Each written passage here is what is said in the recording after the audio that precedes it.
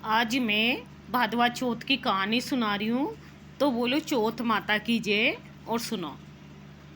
एक साहूकार के एक बेटा बहू थे।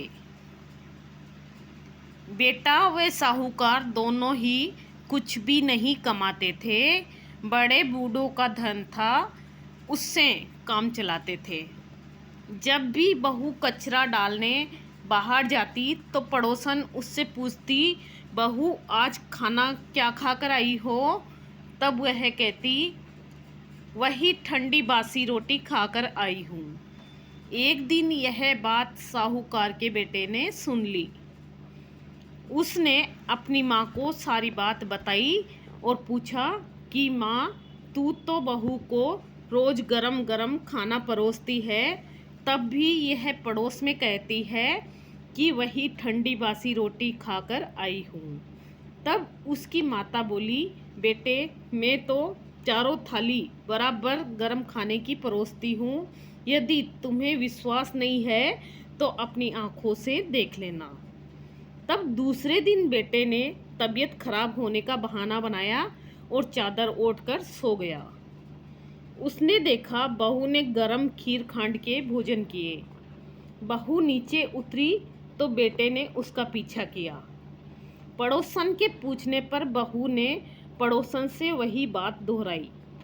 तब उसका पति उठा और उससे कहने लगा कि अभी अभी तो तू गर्मा गर्म खाना खाकर गई है और तूने पड़ोसन से झूठ क्यों कहा कि मैं ठंडी बासी रोटी खाकर आई हूँ।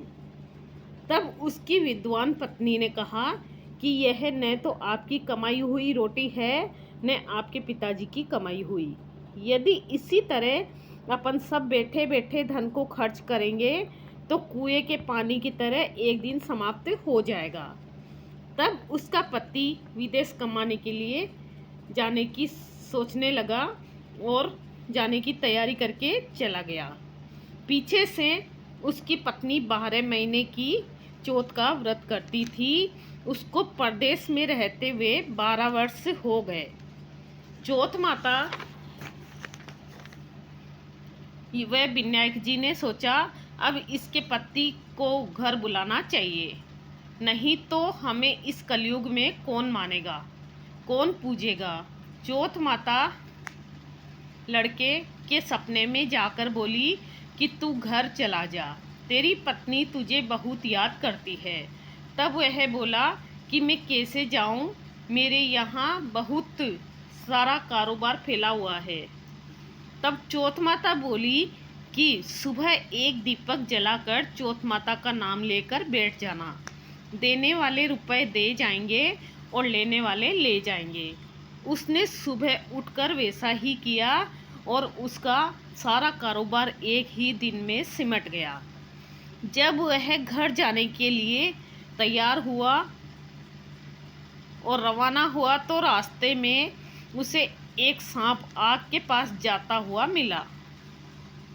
लड़के ने सोचा कि सांप जल जाएगा, तो उसने सांप को भगाने के लिए सिसकार भरी, लेकिन तभी नाराज होकर नागराज बोले, हे पापी दुष्टी, मैं तो सांप योनि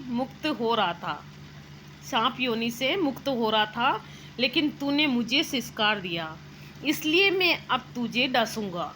तब वह लड़का बोला, नागराज तुम मुझे अवश्य खा लेना, मैं आपको वचन देता हूँ। मैं 12 वर्ष बाद अपने घर मिलने जा रहा हूँ, कल रात आप अवश्य आ जाना। तब पति घर आया तो वह बहुत उदास था। पत्नी के कारण पूछने पर उसने बताया तो पत्नी बड़ी चतुर थी। बातें सुनकर उसने एक सीढ़ी पर दूध का कटोरा रखा, दूसरी पर बालू रेत बिछा दी, तीसरी पर फूल माला बिखेर दिए, चौथी पर इत्र छिड़क दिया और पांचवी पर मिठाई रख दी। इसी तरह उसने सातों सीढ़ियों पर कुछ ना कुछ रख दिया और दरवाज़ा खुला छोड़कर पलंग पर अपनी पत्नी की चोटी लटकाकर सो गया। सांप आया, सबसे पहले उसने दूध पिया तो बोला, साहूकार के बेटे, तूने सुख तो बहुत दिया, लेकिन वचन में बंधा हूँ, इसलिए तुझे डसूंगा अवश्य। सातों सीढ़ियाँ पार कर ली उसने। उसने कहा, ऐसा ही कहा जैसे ही वो उसको डसने लगा। चौथ माता और विंध्याक जी ढाल व तलवार बन गए। सातवीं सीढ़ी पर आते ही चौथ माता और विंध्याक जी ढाल व तलवार बन गए और उस सांप के 4 टुकड़े कर दिए। पूंछ का एक टुकड़ा लड़की की जूती में जाकर गिरा। सांप ने सोचा कि जब यह जूता पहनेगा तब इसको डस लूँगा। तभी वहाँ बहुत सारी चींटियाँ आ गई। उन्होंने कहा, यह स्त्री हमें रोज शक्कर और आटा खिलाती थी, इसलिए इसकी रक्षा करनी चाहिए। चींटियों ने उस पर हमला कर दिया और उसकी पूंछ को पोली कर दी। जैसे ही सुबह हुई वहाँ खून ही खून हो रहा था। माँ ने सोचा, मेरे बेटे बहू को किसी ने मार दिया है, इसलिए वह चिल्लाने लगी। तभी बेटा बोला कि माँ खुशियाँ मनाओ, आज हमारा बेरी दुश्मन मरा है। और पूछने लगा कि मेरे पीछे से मेरी दीर्घ आयु के लिए कोई उपाय किया था क्या? तब माँ बोली, मैंने तो कुछ नहीं किया बेटा।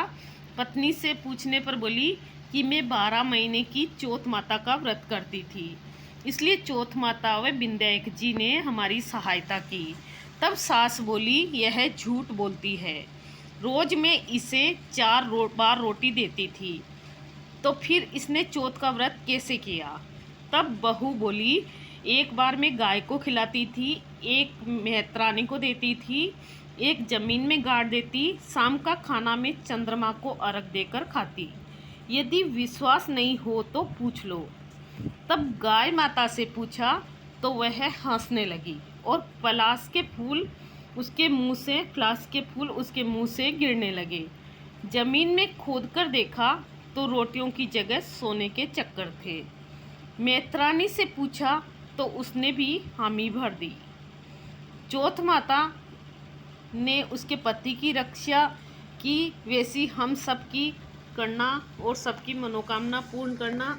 हे चौथ माता जी, रक्षा करना, ध्यान रखना, कहते सुनते और हुकारा पढ़ने वालों का साथ देना। बोलो चौथ माता विंध्याक जी महाराज जी की जय। विंध्याक जी की कहानी मैं बाद में सुनाऊंगी इसके। जय श्री कृष्ण।